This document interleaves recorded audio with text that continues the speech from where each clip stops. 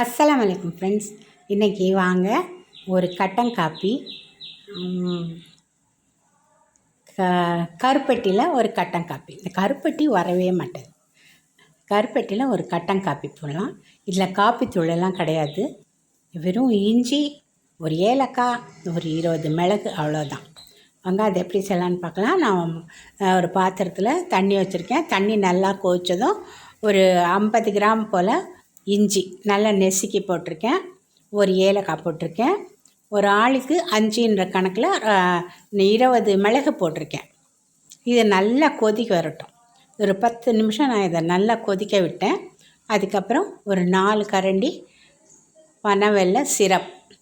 பனவெல்ல syrup இருந்தால் நீங்கள் போட்டுக்கோங்க. உங்ககிட்ட இல்லைன்னா நீங்கள் பனவெல்லத்தையே சேர்த்துக்கலாம். இந்த பனவெல்லம் இந்த காப்பிக்கு சேர்த்தா ரொம்ப ரொம்ப நல்லாயிருக்கும். நல்லா கலந்து விட்டுக்கலாம். கலந்து விட்டு இன்னும் ஒரு 5 நிமிஷம் 10 நிமிஷம் இதை நல்லா கொதிக்க விட்டுடலாம். அப்போ தான் எல்லா சாரும் நல்லா அதில் இறங்கி சூப்பர் டேஸ்ட்டில் இருக்கும். பாருங்கள், நல்லா கொதிச்சிருச்சு. எப்படி இருக்குது பாருங்கள், சூப்பராக இருக்குல்ல. இப்போ நம்ம அடுப்பை ஆஃப் பண்ணிவிட்டு இதை நான் வடித்து கொண்டு வந்துடுறேன்.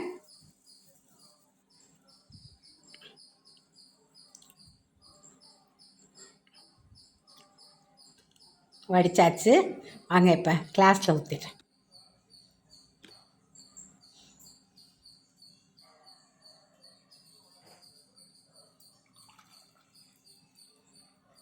இப்படி ஆவி பறக்க இந்த மாதிரி சுட சுட இந்த மாதிரி வெதரில் குடித்தா சூப்பராக இருக்கும்.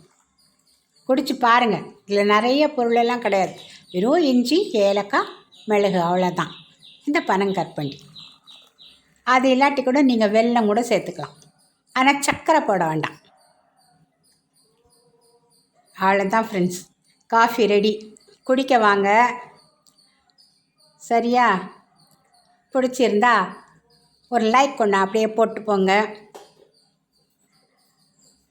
அவ்வளோதான் ஃப்ரெண்ட்ஸ். நன்றி ஃப்ரெண்ட்ஸ்.